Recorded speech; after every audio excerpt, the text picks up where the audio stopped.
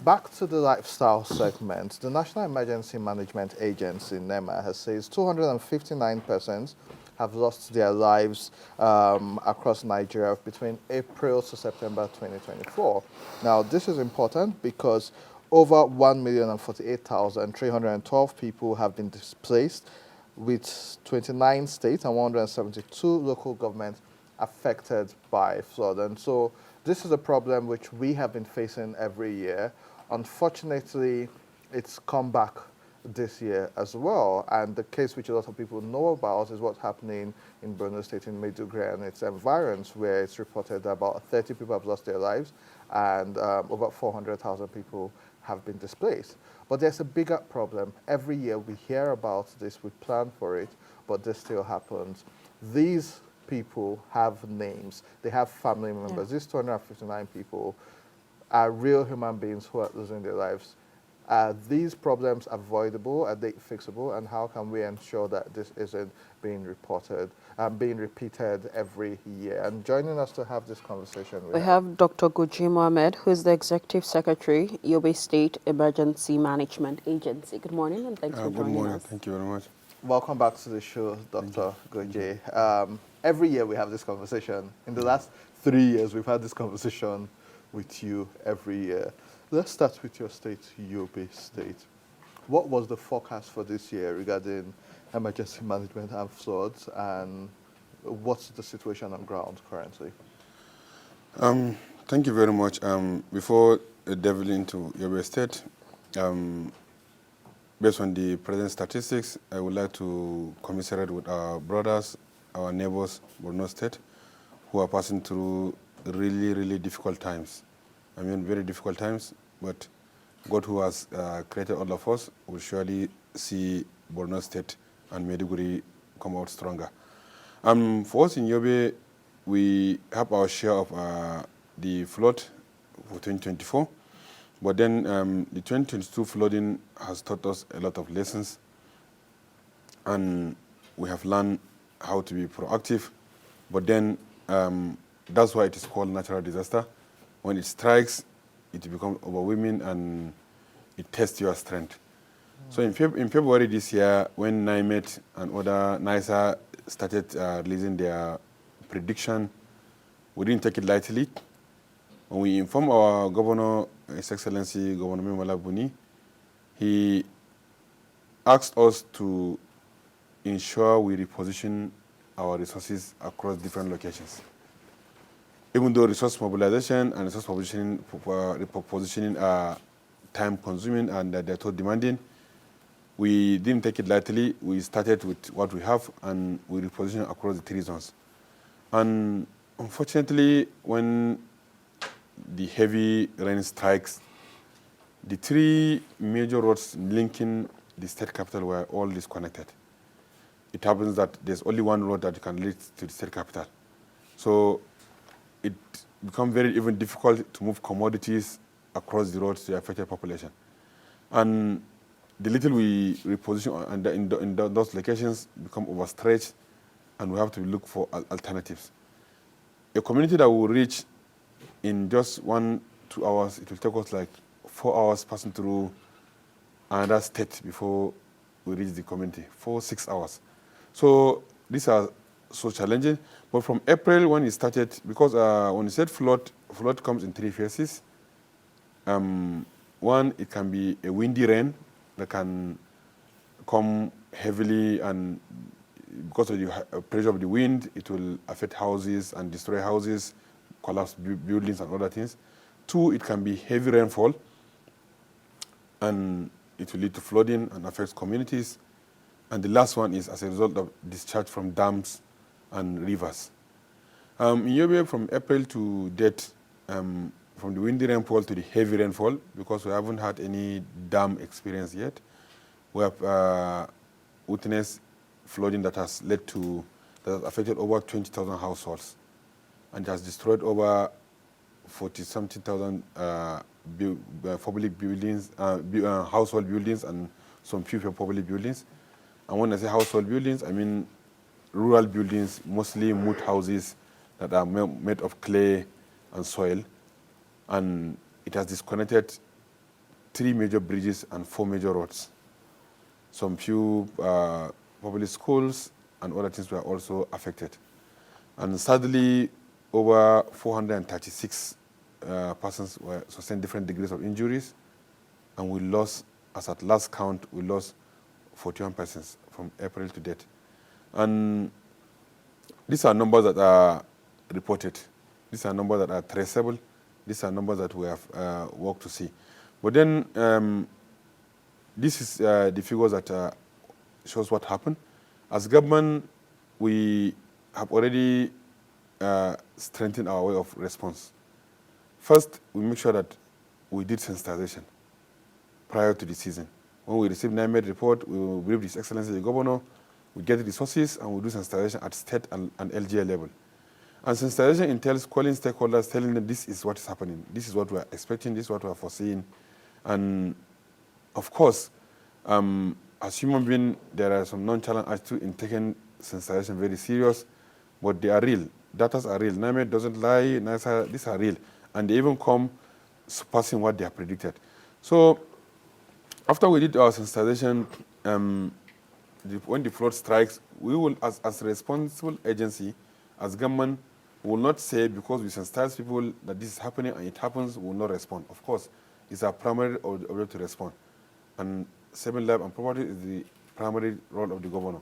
So we activate our response mechanism by communicating to our sister agency at the national, NEMA, which are very proactive, by communicating to our other partners, the UN agencies, National Commission for Refugee, and all other key partners that are supporting us in terms of emergency and humanitarian needs. Because we are states that are coming out from the shock of the conflict, and this is an additional burden that we must bear. So we need every partner to come on board. There are partners that are willing to support us with chopper to move our commodities to locations where there was hit. And we reposition a lot of items, life jackets, electric boats in some of the locations that are extremely necessary to cross people so that they will be safe. In 2022, people died as a result of boat mishap. So we want to avoid this one. Sure. So, and the governor was proactive. See, and while we are repositioning food and non-food items to the communities, he said we must ensure that the communities have something at hand. Because of economic challenges, people have not yet harvested their crops, and the little they have put it into recycling of their farms, so no resources. So cash stimulus was given to some of the worst hit communities, from 50,000 to 30,000 to 20,000 naira, depending on the severity. That cash stimulus at least will help people to move to some locations and rent rooms for some few days, few months within that localities, mostly in the rural areas. So after that, we also ensure that we prevent the chain of communication of communicable diseases. Because when you bring people, there are displaced people. In Yobe, it's over 1,000 people who are displaced, living in either primary or some public buildings. So when you bring people together in one place, the first thing that you will do is to prevent the chain of communicable disease transmission. And we make sure that there are NFIs, mosquito nets, and we make sure there's clean water to avoid cholera transmission. Because when cholera strikes, the impact will be worse than what you witnessed during the flooding. And we came up with short-term, mid-term measures to see how we can move them back to their communities in short time. And for a longer-term measure, we advise the government how we can rebuild their homes or also support them with opportunities to go back to dry season farming. And gladly, we have extended this communication to other agencies. And interestingly, the federal government is also proactive in this aspect by ensuring that communication with NEMA is more strengthened than before. Now the communication is very efficient. There's daily update that we share with them, and we tell them our priorities. And we have Northeast Development Commission who are also with us, that we communicate and also share our findings with them. We send them the reports of the bridges that have collapsed, because if there's no access, it will be difficult to even give aid to those that are displaced. So Northeast Development Commission were in Yobe, they access the roads that are destroyed, and additionally, they provide resources to do drainage clearance across some high-risk LGS. So these are some of the measures we put in place to ensure that we support those that are worstly affected. But then the most important aspect to notice is when there are predictions, we need to take them very serious. Now, we are just facing the flood as a result of heavy rainfall. That of heavy windy rainfall around April, June has gone. Now it's as a result of heavy rainfall. The next challenge is when dams started releasing their water. For us in Yobe, we are not directly affected by the Alo Dam in Maiduguri, but then Dadin Kowa Dam, Hadija, Jama'are, Kamodugu Dam, and also Lagdo Dam. When these dams release water, which in most cases by history, usually middle of September to early October, these are the period that they release the water. So once they release their water, it affects some communities. So we have our experts that we work with from FAO, Food and Agri Organization, and other UN agencies that we sit down and do special analysis to see which communities are at risk when these dams are released. So as at last week, we have alerted those communities that in the event these dams release water, community A, B, C, D are at risk. So when of course, you can't tell people to just leave their houses, but then since they are alerted, know that this is where you will go. These are the primary schools that you assemble. These are worst hit communities these are communities that must be heated, so you must move to the upper ground. But even as at that, people still become adamant in relocating. Some people are even paid compensation to move to change those locations, but still they find it difficult to relocate because of culture, because of the economic value of their land, and because they feel if they move to another location, there will be risks of losing their rights of land and other things. But then, by and large, government has a responsibility to respond, and overall, we advise government to invest heavily in infrastructure that flood resistance, invest heavily in water harvesting technique, because we receive a lot of water. The rainy season will come and go, and we still need water. So let us look how we can harvest water and use it for our own good. And most importantly, communication. Communication is very key in averting and reducing the mortalities associated with flood. And communication, despite the impact of flood in Maiduguri, communication has really helped. When the Borno State government alerted those communities by 1 a.m. and the community started going out, that has greatly reduced the mortality that, though figures are not yet out, I'm not officially discussing on behalf of Maiduguri, but then from what we have seen, it has greatly helped in reducing the mortality in Maiduguri. So communication is very key. No matter the challenges, once there's a chance to communicate, let's communicate to our people so that our people will be safe. Could better urban planning help to, mitigate this issue, this flooding issue? Because it's something we keep talking about every year. Under adequate infrastructures, proper planning, not measures that will take place after these places have been affected and lives have been lost. So what could be done? Yeah, I think going into the future, even as agencies that respond to emergency and disaster, what we have resolved now is our new mode of operation should be more of preventive than reactive. We should be more preventive than reactive, and it's doable. These laws are there. We need to react these laws, impose those laws, and also revive those laws that are moribund, like laws that says when you are caught cutting trees, you will be paid a fine of 200 naira. These laws should be revived so that people should be charged as much as they know it's a crime to cut trees down. And also in urban places, the urban planning is there. There are new innovations, especially in our region. There are geographic information system which comes with high tech and new visions.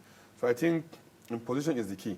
People you see in urban places, government will construct drainages, but you come and put sand in front of your house just because you want to build or you want to erect a building in your house. So blockage of drainages causes a lot of challenges in terms of responding to, in terms of allowing the flow of water. So urban planning, review of our plans, and also imposition of those laws is key in avoiding this impunity, especially in urban areas. For us in Yobe this year, most of our challenges are the rural areas, and it's so challenges because the rural people, the only thing they know is agriculture, and the water has washed away their houses, has washed away their farmlands. So it's so challenging that well, the only thing you can do is to look for opportunities to engage them in dry season farming and give them some cash stimulus. And worse is that it's coming at a time when people are battling with the economic challenges to meet up their household needs. So for urban places, yeah, urban planning is very key. Dr. Goje Mohammed, always enlightening having these conversations with you. Well done for the work you've done in Yobe. And what I see from our conversation today is that there's better coordination this year between SEMA, the state governments, the NEMA. State Emergency Management Boards, NEMA, and the like. So well done. We'll keep on having this conversation with you in the next coming weeks, if you're in town or virtually, to know how it's progressed and the adequate facts and figures.